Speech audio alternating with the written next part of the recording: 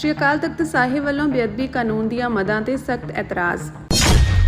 ਨਸ਼ਾ ਮੁਕਤ ਪੰਜਾਬ ਦੇ ਦਾਅਵਿਆਂ ਤੇ ਮੁੜ ਉੱਠੇ ਸਵਾਲ। ਕੁਲਤਾਰ ਸਿੰਘ ਸੰਧਵਾ ਨੇ श्री अकाल तख्त साहिब ਵਿਖੇ ਜਥੇਦਾਰ ਨਾਲ ਕੀਤੀ ਮੁਲਾਕਾਤ। ਸਿੱਖ ਰਹਿਤ ਮਰਿਆਦਾ ਦੀ ਪਾਲਣਾ ਕਰਾਉਣੀ ਕਰਨੀ ਇਹ ਸਰਕਾਰ ਦਾ ਕੰਮ ਨਹੀਂ ਆ। ਇਹ ਸਿੱਧਾ ਅਕਾਲ ਤਖਤ ਸਾਹਿਬ ਦੇ ਕੰਮ ਦੇ ਵਿੱਚ ਦਖਲ ਦਿੱਤਾ ਗਿਆ। श्री अकाल तख्त साहिब ਦੇ ਕਾਰਜਕਾਰੀ ਜਥੇਦਾਰ ਸਿੰਘ ਸਾਹਿਬ ਗਿਆਨੀ ਕੁਲਦੀਪ ਸਿੰਘ ਅੜਗੱਜ ਨੇ ਪੰਜਾਬ ਸਰਕਾਰ ਵੱਲੋਂ ਲਿਆਂਦੇ ਗਏ ਜਾਗਰ ਜੋਤ ਸ਼੍ਰੀ ਗੁਰੂ ਗ੍ਰੰਥ ਸਾਹਿਬ ਸਤਿਕਾਰ ਐਕਟ ਨੂੰ ਲੈ ਕੇ ਗੰਭੀਰ ਇਤਰਾਜ਼ ਜਤਾਉਂਦਿਆਂ ਕਿਹਾ ਕਿ ਸਰਕਾਰ ਨੂੰ ਸਿੱਖ ਰਹਿਤ ਮਰਿਆਦਾ ਤੇ ਪੰਥਕ ਮਾਮਲਿਆਂ ਵਿੱਚ ਦਖਲ ਦੇਣ ਦਾ ਕੋਈ ਅਧਿਕਾਰ ਨਹੀਂ ਹੈ। ਪ੍ਰੈਸ ਕਾਨਫਰੰਸ ਦੌਰਾਨ ਉਨ੍ਹਾਂ ਕਿਹਾ ਕਿ ਸਿੱਖ ਕੌਮ ਬੇਅਦਬੀ ਕਰਨ ਵਾਲਿਆਂ ਲਈ ਸਖਤ ਸਜ਼ਾਵਾਂ ਦੇ ਹੱਕ ਵਿੱਚ ਹੈ, ਪਰ ਐਕਟ ਵਿੱਚ ਸ਼ਾਮਿਲ ਕੀਤੀਆਂ ਕੁਝ ਨਵੀਆਂ ਮਦਾਂ ਸਿੱਧੇ ਤੌਰ ਤੇ ਸਿੱਖਾਂ, ਗੁਰਦੁਆਰਾ ਪ੍ਰਬੰਧਕ ਕਮੇਟੀਆਂ ਅਤੇ ਗ੍ਰੰਥੀ ਸਿੰਘਾਂ ਤੇ ਲਾਗੂ ਹੁੰਦੀਆਂ ਹਨ, ਜਿਸ ਨਾਲ ਡਰ ਅਤੇ ਦਖਲਅੰਦਾਜ਼ੀ ਦਾ ਮਾਹੌਲ ਬਣੇਗਾ। ਉਨ੍ਹਾਂ ਕਿਹਾ ਕਿ ਐਕਟ ਦਾ ਡਰਾਫਟ ਨਾ ਤਾਂ ਸ਼੍ਰੀ ਅਕਾਲ ਤਖਤ ਸਾਹਿਬ ਨੂੰ ਭੇਜਿਆ ਗਿਆ ਅਤੇ ਨਾ ਹੀ ਸ਼੍ਰੋਮਣੀ ਗੁਰਦੁਆਰਾ ਪ੍ਰਬੰਧਕ ਕਮੇਟੀ ਨਾਲ ਕੋਈ ਸਲਾਹ ਕੀਤੀ ਗਈ। ਗਿਆਨੀ ਗੜਗੱਜ ਨੇ ਦੋਸ਼ ਲਗਾਇਆ ਕਿ ਸਰਕਾਰ ਨੇ ਰਾਤੋਂ ਰਾਤ ਕੈਬਨਿਟ ਵਿੱਚ ਬਿੱਲ ਪਾਸ ਕਰਕੇ ਇਸ ਨੂੰ ਕਾਨੂੰਨ ਦਾ ਰੂਪ ਦੇ ਦਿੱਤਾ। ਉਨ੍ਹਾਂ ਕਿਹਾ ਕਿ ਐਕਟ ਵਿੱਚ ਕਸਟੋਡੀਅਨ ਦੀ ਪਰਿਭਾਸ਼ਾ ਦੇ ਕੇ ਗੁਰੂ ਗ੍ਰੰਥ ਸਾਹਿਬ ਦੇ ਸਰੂਪ ਦੀ ਸੰਭਾਲ ਅਤੇ ਸਿੱਖ ਰਹਿਤ ਮਰਿਆਦਾ ਦੀ ਪਾਲਣਾ ਦੀ ਜ਼ਿੰਮੇਵਾਰੀ ਤੈਅ ਕੀਤੀ ਗਈ ਹੈ ਅਤੇ ਇਸ ਦੀ ਉਲੰਘਣਾ ਤੇ 5 ਸਾਲ ਤੱਕ ਦੀ ਸਜ਼ਾ ਅਤੇ 10 ਲੱਖ ਰੁਪਏ ਤੱਕ ਜੁਰਮਾਨੇ ਦੀ ਵਿਵਸਥਾ ਕੀਤੀ ਗਈ ਹੈ। ਗਿਆਨੀ ਗੜਗੱਜ ਨੇ ਕਿਹਾ ਕਿ ਜੇ ਕਿਸੇ ਘਰ ਵਿੱਚ ਅਖੰਡ ਪਾਠ ਚੱਲ ਰਿਹਾ ਹੋਵੇ ਅਤੇ ਕੋਈ ਸ਼ਰਾਰਤੀ ਅਨਸਰ ਬੇਅਦਬੀ ਕਰ ਜਾਵੇ ਤਾਂ ਇਸ ਕਾਨੂੰਨ ਤਹਿਤ ਘਰ ਵਾਲੇ, ਗ੍ਰੰਥੀ ਜਾਂ ਪ੍ਰਬੰਧਕ ਕਮੇਟੀ ਵੀ ਦੋਸ਼ੀ ਬਣ ਸਕਦੇ ਹਨ। ਉਨ੍ਹਾਂ ਦਾਅਵਾ ਕੀਤਾ ਕਿ ਇਸ ਨਾਲ ਲੋਕ ਗੁਰੂ ਘਰਾਂ ਤੋਂ ਅਤੇ ਪਾਠ ਪ੍ਰਥਾ ਤੋਂ ਡਰਨ ਲੱਗ ਪਏ ਹਨ। ਉਨ੍ਹਾਂ ਕਿਹਾ ਕਿ ਸਰਕਾਰ ਵੱਲੋਂ ਗੁਰੂ ਗ੍ਰੰਥ ਸਾਹਿਬ ਦੇ ਸਰੂਪ ਨੂੰ ਯੂਨੀਕ ਨੰਬਰ ਦੇਣ ਅਤੇ ਰਿਕਾਰਡ ਵੈਬਸਾਈਟ ਤੇ ਅਪਲੋਡ ਕਰਨ ਦੀ ਸ਼ਰਤ ਵੀ ਪੰਥ ਨੂੰ ਮਨਜ਼ੂਰ ਨਹੀਂ। ਗਿਆਨੀ ਗੜਗੱਜ ਨੇ ਕਿਹਾ ਕਿ ਸਰਕਾਰ ਨੂੰ ਸਿੱਖਾਂ ਦੀ ਸ਼ਬਦਾਵਲੀ ਬਦਲਣ ਦਾ ਕੋਈ ਹੱਕ ਨਹੀਂ ਹੈ ਅਤੇ ਬੀੜ ਸ਼ਬਦ ਨੂੰ ਬਦਲਣਾ ਪੰਥਕ ਇਤਿਹਾਸ ਨਾਲ ਛੇੜਛਾੜ ਹੈ। ਗਿਆਨੀ ਗੜਗੱਜ ਨੇ ਚੇਤਾਵਨੀ ਦਿੱਤੀ ਹੈ ਕਿ ਜੇ 15 ਦਿਨਾਂ ਦੇ ਅੰਦਰ ਸਰਕਾਰ ਨੇ ਇਹਨਾਂ ਮਦਾਂ ਵਿੱਚ ਸੋਧ ਨਾ ਕੀਤੀ ਤਾਂ ਪੰਜ ਸਿੰਘ ਸਾਹਿਬਾਨ ਦੀ ਇਕੱਤਰਤਾ ਬੁਲਾ ਕੇ ਸਖਤ ਫੈਸਲਾ ਲਿਆ ਜਾਵੇਗਾ।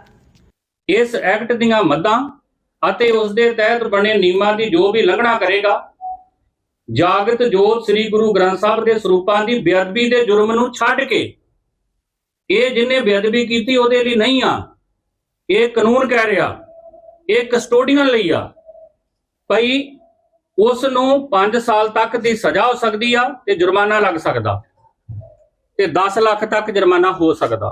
ਅੱਛਾ, ਮੈਂ ਕੁਲਤਾਰ ਸਿੰਘ ਹੁਣਾਂ ਨੂੰ ਪੁੱਛਿਆ ਵੀ ਇਹ ਜਿਹੜੀ ਮੱਦ ਵਾ ਇਹ ਬੇਅਦਬੀ ਵਾਲੇ ਦੇ ਤੇ ਲਾਗੂ ਨਹੀਂ ਹੋ ਰਹੀ, ਇਹ ਕਸਟੋਡੀਅਨ ਤੇ ਲਾਗੂ ਹੋ ਰਹੀ ਆ। ਕਸਟੋਡੀਅਨ ਕੌਣ ਆ? ਪ੍ਰਬੰਧਕ ਕਮੇਟੀ। ਕਸਟੋਡੀਅਨ ਕੌਣ ਆ? ਜਿਹਦੇ ਘਰੇ ਅਖੰਡ ਪਾਠ ਸਾਹਿਬ ਆ, ਮਹਾਰਾਜ ਦਾ ਪਾਠ ਚੱਲ ਰਿਹਾ, ਗ੍ਰੰਥੀ ਸਿੰਘ, ਸੇਵਾਦਾਰ ਸਿੰਘ। ਮੰਨ ਲਓ ਕੋਈ ਕਿਸੇ ਘਰੇ ਪਾਠ ਚੱਲ ਰਿਹਾ ਤੇ ਕੋਈ ਮੰਦ ਭਾਵਨਾ ਦੇ ਨਾਲ ਆਣ ਕੇ ਕੋਈ ਸ਼ਰਾਰਤ ਕਰ ਦੇ ਤਾਂ ਕਸਟੋਡੀਅਨ ਵੀ ਇਹਦੇ ਵਿੱਚ ਆ ਗਿਆ। ਫਿਰ ਸੰਗਤ ਪਾਠ ਕਿਵੇਂ ਕਰੂਗੀ? ਔਰ ਸਰਕਾਰ ਨੂੰ ਇਹ ਹੱਕ ਹੀ ਨਹੀਂ ਕਿ ਉਹ ਤੈਅ ਕਰੇ ਵੀ ਸਿੱਖ ਰਹਿਤ ਮਰਿਆਦਾ ਦੀ ਪਾਲਣਾ ਹੋ ਰਹੀ ਆ ਕਿ ਨਹੀਂ ਹੋ ਰਹੀ। ਉਹ ਅਕਾਲ ਤਖਤ ਸਾਹਿਬ ਵੇਖਦਾ, ਪੰਥ ਵੇਖਦਾ। ਇਹ ਸਿੱਧਾ ਪੰਥ ਦੀ ਜ਼ਿੰਮੇਵਾਰੀ ਇਹਨਾਂ ਨੇ ਕਿਹਾ ਵੀ ਅਸੀਂ ਨਿਭਾਵਾਂਗੇ। ਔਰ ਮੰਨ ਲਓ ਜਿੱਦਾਂ ਪਿੰਡਾਂ ਦੇ ਵਿੱਚ ਦੂਸ਼ਣਬਾਜ਼ੀਆਂ ਹੁੰਦੀਆਂ, ਕਮੇਟੀਆਂ ਦੇ ਝਗੜੇ ਹੁੰਦੇ ਆ, ਕਿਸੇ ਘਰੇ ਮਹਾਰਾਜ ਦਾ ਸਰੂਪ ਆ ਜਾਂ ਗੁਰਦੁਆਰਾ ਸਾਹਿਬ ਆ, ਕੋਈ ਪੁਲਿਸ ਨੂੰ ਸ਼ਿਕਾਇਤ ਕਰ ਦੇ ਵੀ ਇਹ ਰਹਿਤ ਮਰਿਆਦਾ ਦੀ ਪਾਲਣਾ ਨਹੀਂ ਕਰ ਰਿਹਾ, ਤਾਂ ਇੱਕ ਡੀਐਸਪੀ ਰੈਂਕ ਦਾ ਬੰਦਾ ਆਊਗਾ, ਉਹ ਪਰਚਾ ਕਰੂਗਾ ਔਰ ਗੈਰ ਜ਼ਮਾਨਤੀ ਪਰਚਾ ਹੋ ਤਾਂ ਫਿਰ ਲੋਕ ਅਖੰਡ ਪਾਠ ਕਰਾਉਣਗੇ। ਪਾਠੀ ਸਿੰਘ ਜਿਹੜਾ ਵਾ ਉਹ ਆਪ ਡਰੂਗਾ, ਕਮੇਟੀ ਆਪ ਡਰੂਗੀ।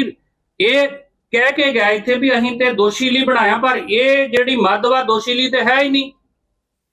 ਸਿੱਖ ਰਹਿਤ ਮਰਿਆਦਾ ਦੀ ਪਾਲਣਾ ਕਰਾਉਣੀ ਕਰਨੀ ਇਹ ਸਰਕਾਰ ਦਾ ਕੰਮ ਨਹੀਂ ਆ। ਇਹ ਸਿੱਧਾ ਅਕਾਲ ਤਖਤ ਸਾਹਿਬ ਦੇ ਕੰਮ ਦੇ ਵਿੱਚ ਦਖਲ ਦਿੱਤਾ ਗਿਆ। ਅੱਛਾ, ਮੰਨ ਲਓ ਆਪਾਂ ਘਰਾਂ 'ਚ ਪਾਠ ਕਰਦੇ ਹਾਂ, ਗੁਟਕਾ ਸਾਹਿਬ ਦੇ ਜਿਵੇਂ ਪੁਰਾਣਾ ਹੁੰਦਾ, ਕਈ ਵਾਰੀ ਉਹਦਾ ਅੰਗ ਭੁਰਦਾ ਵੀ ਆ। ਕਿਸੇ ਨੇ ਸ਼ਿਕਾਇਤ ਕਰਤੀ, ਇਹਨੇ ਪਾੜਤਾ, ਲਾਗਤਬਾਜ਼ੀਆਂ ਵੀ ਆ। ਅੱਛਾ, ਉਹਦੇ ਵਿੱਚ ਕੀ 5 ਸਾਲ ਦੀ ਸਜ਼ਾ। ਅਖੰਡ ਪਾਠ ਚੱਲ ਰਿਹਾ, ਜਿਨ੍ਹਾਂ ਅੰਗਾਂ ਤੋਂ ਵਾਕ ਆਉਂਦੇ ਆ ਮਹਾਰਾਜ ਦੇ, ਕਈ ਵਾਰੀ ਉਹ ਅੰਗ ਜਿਹੜੇ ਉਹ ਪੁਰਾਣੇ ਜ਼ਿਆਦਾ ਹੋ ਜਾਂਦੇ ਆ। ਗ੍ਰੰਥੀ ਸਿੰਘ ਚੇਪੀ ਵੀ ਲਾ ਦਿੰਦੇ ਆ। ਕਿਸੇ ਨੇ ਕਹਿਤਾ ਜੀ ਪਾੜਤਾ, ਉਹ ਉੱਤੇ ਵੀ ਕਾਨੂੰਨ ਲਾਗੂ ਹੋ ਗਿਆ। ਤੋ ਇਹ ਤੇ ਕਾਨੂੰਨ ਜਿਹੜਾ ਵਾ ਸਿੱਖਾਂ ਨੂੰ ਸਿੱਖੀ ਨਾਲੋਂ ਤੋੜਨ ਦਾ ਜਰੀਆ ਬਣ ਗਿਆ। ਮੱਦ ਜਿਹੜੀ ਆ ਇਹਦੇ ਨਾਲ ਸਿੱਖੀ ਵਧੂਗੀ, ਇਹਦੇ ਨਾਲ ਸਿੱਖੀ। ਔਰ ਕੀ ਇਹ ਮੱਧ ਨਾ ਹੋਣ ਕਰਕੇ ਕ੍ਰਾਈਮ ਹੋ ਰਿਹਾ ਸੀ ਵੀ ਆਹ ਮੱਧ ਨਹੀਂ ਹੈਗੀ, ਇਹਦੇ ਨਾਲ ਕਿੱਦਾਂ ਰੁਕੂਗੀ ਬੇਅਦਬੀ? ਇਹ ਠੀਕ ਆ, ਇਹ ਇੱਕ ਹੁਕਮਨਾਮਾ ਸਾਹਿਬ ਦਿਖਾ ਰਹੇ। ਮੈਂ ਕਈ ਵਾਰੀ ਆਪ ਕਹਿਣਾ ਵੀ ਹਰ ਗੁਰਦੁਆਰੇ 'ਚ ਪਹਿਰੇਦਾਰੀ ਕਰੋ, ਪੰਥ ਨੇ ਹੀ ਇਹ ਬੇਅਦਬੀਆਂ ਰੋਕਣੀਆਂ, ਪਹਿਰੇਦਾਰੀ ਹੋਣੀ ਚਾਹੀਦੀ ਆ। ਪਰ ਜਿਵੇਂ ਕੌਲਾਪੁਰ ਪਿੰਡ ਜੰਮੂ ਕਸ਼ਮੀਰ, ਰਾਤ ਨੂੰ ਇੱਕ ਬੰਦਾ ਪਿੱਛੋਂ ਦੀ ਗਿਆ, ਉਹਨੇ ਸ਼ੀਸ਼ਾ ਤੋੜਿਆ ਤੇ ਬੇਅਦਬੀ ਕੀਤੀ। ਮੈਂ ਖੁਦ ਉੱਥੇ ਗਿਆ, ਸਾਰੀ ਕਮੇਟੀ ਹਾਜ਼ਰ ਕੀਤੀ, ਸਰੂਪ ਲੈਣ ਤੇ ਸੰਗਤ ਰੋਂਦੀ ਸੀ ਉੱਥੇ। ਫਿਰ ਉਹ ਸਾਰੀ ਕਮੇਟੀ ਨੂੰ ਇੱਥੇ ਸੱਦ ਕੇ ਜੋ ਧਾਰਮਿਕ ਰਹੁ ਰੀਤਾਂ ਦੇ ਮੁਤਾਬਕ ਬਣਦਾ ਉਹ ਕੀਤਾ ਗਿਆ, ਕਿਉਂਕਿ ਉਹਨਾਂ ਦਾ ਸਿੱਧਾ ਤੇ ਕਸੂਰ ਨਹੀਂ, ਪਰ ਇਹਨਾਂ ਦਾ ਕਾਨੂੰਨ ਜਿਹੜਾ ਵਾ ਉਹਨਾਂ ਇਦਾਂ ਦੇ ਮਸਲਿਆਂ 'ਚ ਗ੍ਰੰਥੀ, ਪ੍ਰਬੰਧਕ ਕਮੇਟੀ ਜਾਂ ਕੋਈ ਆਮ ਸਿੱਖ ਜਿਹੜਾ ਉਹਦੇ ਉੱਤੇ ਇਹ ਕਾਨੂੰਨ ਲਾਗੂ ਕਰੂਗੀ ਔਰ ਇਹਦੇ ਨਾਲ ਸਿੱਖੀ ਵਧੂਗੀ ਨਹੀਂ। ਮੈਂ ਸਾਰੇ ਗ੍ਰੰਥੀ ਸਿੰਘਾਂ ਨੂੰ ਇਹ ਜ਼ਰੂਰ ਆਖਦਾ, ਅਸੀਂ ਸ਼੍ਰੋਮਣੀ ਗੁਰਦੁਆਰਾ ਪ੍ਰਬੰਧਕ ਕਮੇਟੀ ਨੂੰ ਮੈਂ ਕਹਿ ਦਿੰਦਾ ਵੀ ਉਹ ਸਾਰੇ ਕਾਨੂੰਨ ਨੂੰ ਪੰਜਾਬੀ ਦੇ ਵਿੱਚ ਆਪਣੇ ਪੇਜਾਂ ਤੇ ਵੈਬਸਾਈਟ ਤੇ ਪਾਊਗੀ, ਉੱਥੋਂ ਲਓ, ਪੜ੍ਹੋ। ਇਹ ਜਿਹੜਾ ਕਿਹਾ ਜਾ ਰਿਹਾ ਦੋਸ਼ੀ ਲਈ ਕਾਨੂੰਨ ਬਣਾਇਆ ਗਿਆ, ਜਿੱਥੋਂ ਤੱਕ ਦੋਸ਼ੀ ਜੇ ਕੋਈ ਬੇਅਦਬੀ ਕਰਦਾ ਉਹਨੂੰ 10 ਤੋਂ 20 ਸਾਲ ਕਰਤੀ, ਉਹਦੇ ਨਾਲ ਸਾਡਾ ਕੋਈ ਟਕਰਾਅ ਨਹੀਂ ਆ। ਪਰ ਆ ਜਿਹੜਾ ਕਸਟੋਡੀਅਨ ਦੇ ਸ਼ਰਤਾਂ ਤੈਅ ਕਰਕੇ ਸਿੱਖ ਰਹਿਤ ਮਰਿਆਦਾ ਦੀ ਪਾਲਣਾ ਤੱਕ ਦੀ ਗੱਲ ਪਾ ਕੇ ਉਹਦੇ ਤੋਂ ਬਾਅਦ 5 ਸਾਲ ਦੀ ਸਜ਼ਾ, 10 ਲੱਖ, ਇਹ ਤੇ ਸਿੱਖਾਂ ਤੇ ਲਾਗੂ ਹੋ ਗਿਆ। ਤੇ ਸਿੱਖਾਂ ਦੇ ਉੱਤੇ ਸਰਕਾਰ ਕਿਵੇਂ ਕੋਈ ਏਦਾਂ ਕਾਨੂੰਨ ਲਾਗੂ ਕਰ ਸਕਦੀ? ਸਰਕਾਰ ਨੂੰ ਕੀ ਹੱਕ ਆ?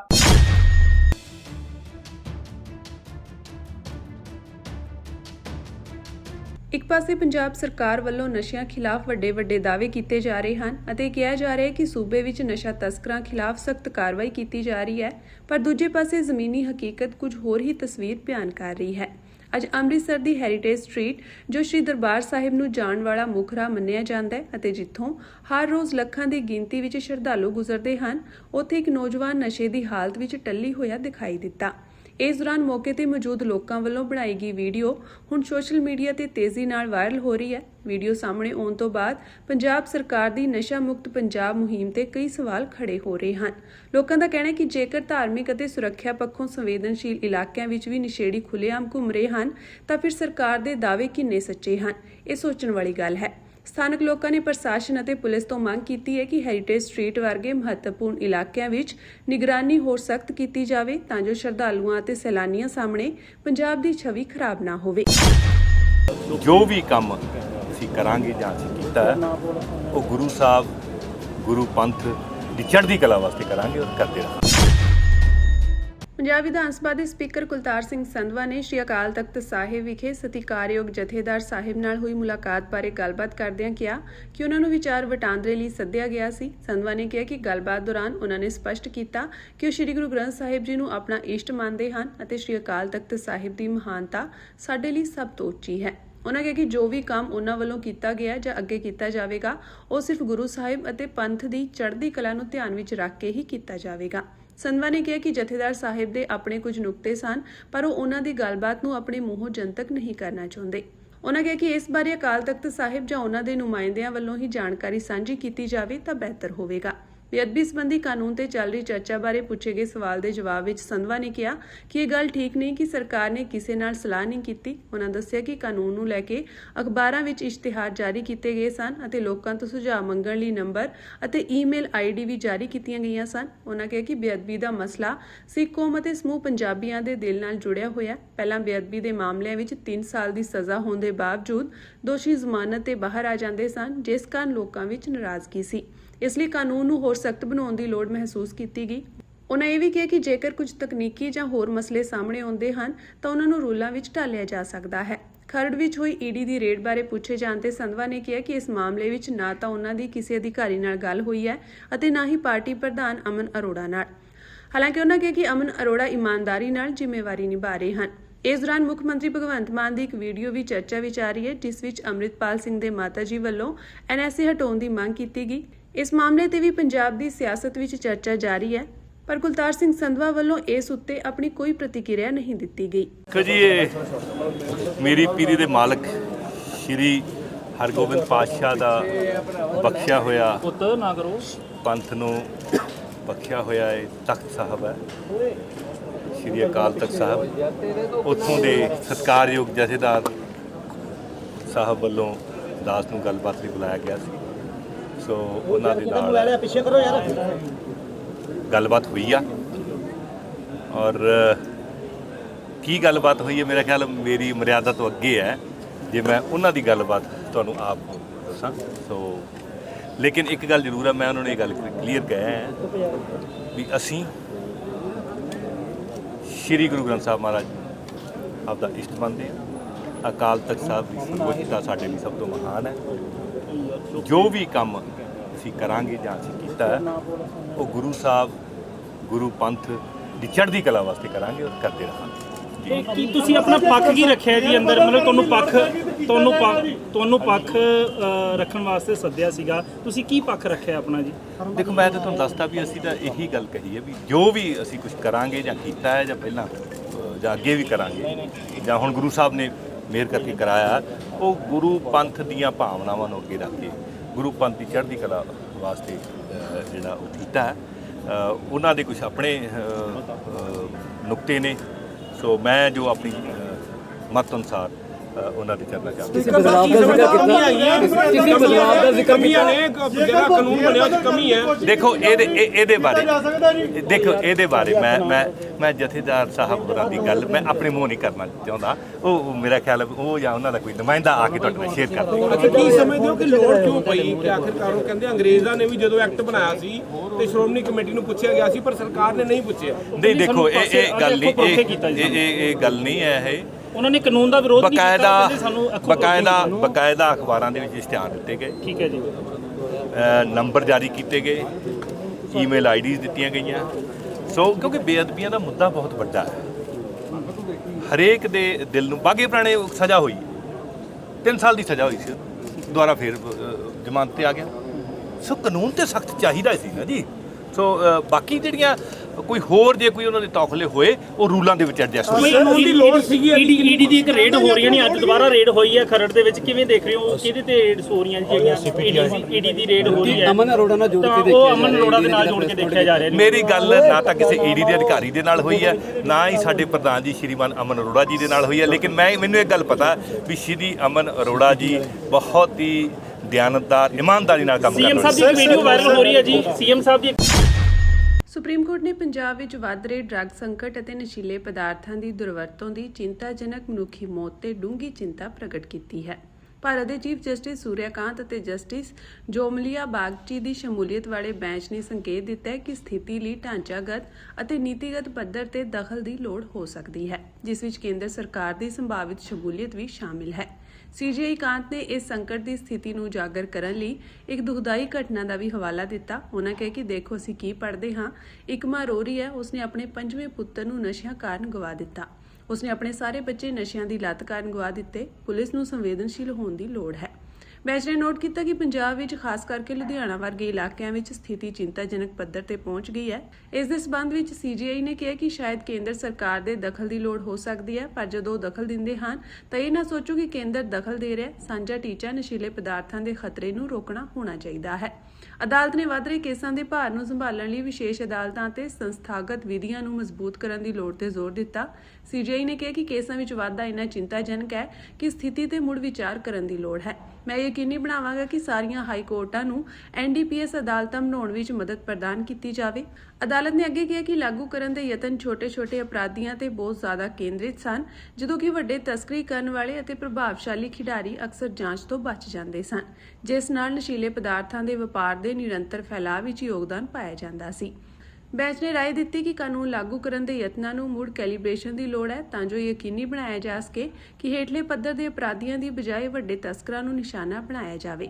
ਸੀਜੀਆਈ ਕਾਂਤ ਨੇ ਟਿੱਪਣੀ ਕੀਤੀ ਕਿ ਵੱਡੇ ਸ਼ਾਖ ਜਾਂ ਪ੍ਰਭਾਵਸ਼ਾਲੀ ਲੋਕਾਂ ਨੂੰ ਗ੍ਰਿਫਤਾਰ ਕੀਤੇ ਜਾਣਾ ਚਾਹੀਦਾ ਹੈ। ਮੁੱਦਾ ਇਹ ਹੈ ਕਿ ਤੁਸੀਂ ਇੱਕ ਛੋਟੇ ਵਿਅਕਤੀ ਨੂੰ ਫੜ ਲੈਂਦੇ ਹੋ ਅਤੇ ਪੁਲਿਸ ਨੂੰ ਅਖਬਾਰਾਂ ਵਿੱਚ ਪ੍ਰਚਾਰ ਮਿਲਦਾ ਹੈ।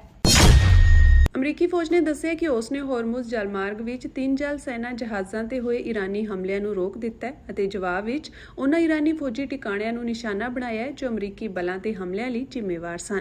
ਇਸ ਨਾਲ ਦੋਵਾਂ ਦੇਸ਼ਾਂ ਵਿਚਾਲੇ ਮਹੀਨਾ ਪੁਰਾਣੀ ਜੰਗਬੰਦੀ ਦੀ ਨਾਜ਼ੁਕ ਸਥਿਤੀ ਉਜਾਗਰ ਹੋਈ ਹੈ। ਅਮਰੀਕੀ ਸੈਂਟਰਲ ਕਮਾਂਡ ਮੁਤਾਬਕ ਇਸ ਕਾਰਵਾਈ ਵਿੱਚ ਕੋਈ ਅਮਰੀਕੀ ਜਹਾਜ਼ ਪ੍ਰਭਾਵਿਤ ਨਹੀਂ ਹੋਇਆ, ਜਦਕਿ ਰਾਸ਼ਟਰਪਤੀ ਡੋਨਾਲਡ ਟਰੰਪ ਨੇ ਵਾਸ਼ਿੰਗਟਨ ਵਿੱਚ ਕਿਹਾ ਹੈ ਕਿ ਹਿੰਸਾ ਦੇ ਬਾਵਜੂਦ ਜੰਗਬੰਦੀ ਕਾਇਮ ਹੈ।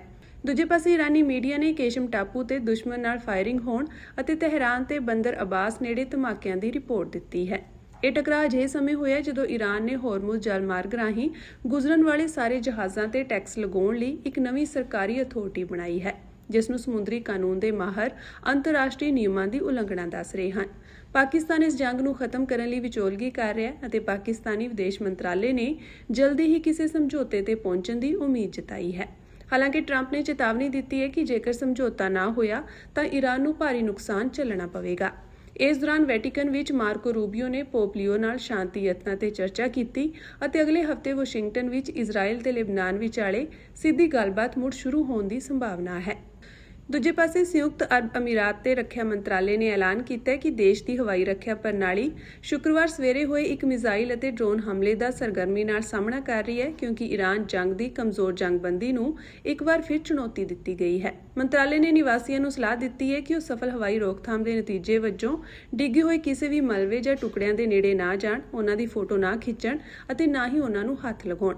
ਅਮਰੀਕਾ ਤੇ ਈਰਾਨ ਦਰਮਿਆਨ ਇਹ ਕਮਜ਼ੋਰ ਜੰਗਬੰਦੀ 8 ਅਪ੍ਰੈਲ ਤੋਂ ਕਾਫੀ ਹੱਦ ਤੱਕ ਲਾਗੂ ਹੈ। ਪਿਛਲੇ ਮਹੀਨੇ ਪਾਕਿਸਤਾਨ ਦੀ ਮੇਜ਼ਬਾਨੀ ਵਿੱਚ ਦੋਵਾਂ ਦੇਸ਼ਾਂ ਦਰਮਿਆਨ ਹੋਈ ਆਮੋ-ਸਾਹਮਣੇ ਦੀ ਗੱਲਬਾਤ ਉਸ ਜੰਗ ਨੂੰ ਖਤਮ ਕਰਨ ਲਈ ਕਿਸੇ ਸਮਝੌਤੇ ਤੇ ਪਹੁੰਚਣ ਵਿੱਚ ਅਸਫਲ ਰਹੀ ਸੀ, ਜੋ 28 ਫਰਵਰੀ ਨੂੰ ਅਮਰੀਕਾ ਅਤੇ ਇਜ਼ਰਾਈਲ ਦੁਆਰਾ ਈਰਾਨ ਤੇ ਕੀਤੇ ਗਏ ਹਮਲਿਆਂ ਨਾਲ ਸ਼ੁਰੂ ਹੋਈ ਸੀ।